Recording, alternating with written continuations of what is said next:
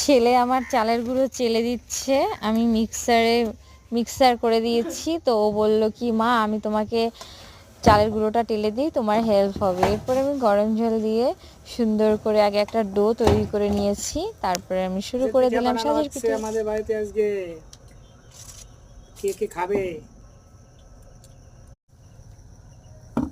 ওহ, সেই হয়েছে সাজের পিঠা, সেই সেই ওহ, এই দারুণ সাজের ফুলেছে কিন্তু না? এই দেখো, আমাদের বাড়িতে সাজের পিঠা বানানো হচ্ছে। আমার বউ বানাচ্ছে, আর আমি আর আমার ছেলে খাচ্ছি গরম গরম সাজের পিঠা। আর